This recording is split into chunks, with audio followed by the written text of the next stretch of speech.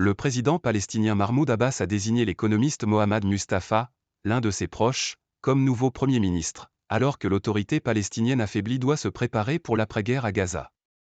Monsieur Mustafa, 69 ans, a été à la tête du Fonds d'investissement pour la Palestine, PIF.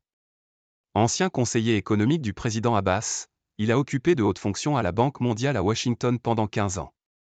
Ce fonctionnaire international prend ses fonctions en pleine guerre entre Israël et le mouvement islamiste palestinien Hamas dans la bande de Gaza. Fin février, le Premier ministre Mohamed Shteye avait présenté la démission de son gouvernement, arguant de la nécessité d'une nouvelle politique tenant compte de la nouvelle réalité dans la bande de Gaza et du besoin urgent d'un consensus interpalestinien. Quelques jours plus tard, les différents mouvements palestiniens, dont les rivaux du Hamas et du Fatah, le parti de Mahmoud Abbas, s'étaient réunis à Moscou et avaient annoncé leur intention de remettre sur les rails des pourparlers pour unir leurs voix sous la bannière de l'Organisation de libération de la Palestine, OLP. Depuis des affrontements fratricides en juin 2007, le leadership palestinien est divisé entre l'autorité palestinienne de Mahmoud Abbas, qui exerce un pouvoir limité en Cisjordanie, territoire occupé depuis 1967 par Israël, tandis que le Hamas est au pouvoir dans la bande de Gaza, aujourd'hui ravagée par la guerre.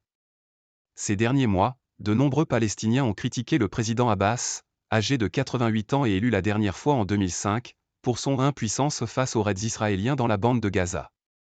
La question du rôle de l'autorité palestinienne lorsque la guerre s'achèvera demeure une grande inconnue, en raison de son influence limitée et du refus du Premier ministre israélien Benjamin Netanyahou d'envisager un futur État palestinien. Acceptable pour les Américains.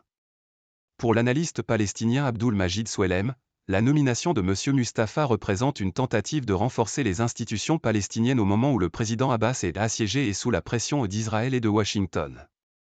M. Mustafa sera probablement considéré comme un profil acceptable pour les Américains, ajoute l'analyste. Preuve en est, la Maison-Blanche a salué jeudi l'annonce de la nomination de M. Mustafa et appelé à la constitution d'un Conseil des ministres aussi vite que possible. Les États-Unis attendront de ce nouveau gouvernement qu'il mette en œuvre des politiques et des réformes crédibles et en profondeur, a déclaré dans un communiqué Adrienne Watson, porte-parole du Conseil de sécurité nationale de la Maison-Blanche. Mais pour le politologue Khalil Shaheen, le nouveau Premier ministre est avant tout un fidèle du président Abbas.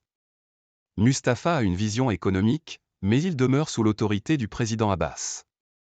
Au bout du compte, il restera son bras droit, estime-t-il. Abbas veut prouver qu'il soutient des réformes, mais avec cette nomination, il s'assure d'avoir un Premier ministre qui ne le défiera pas, ajoute M. Shaheen.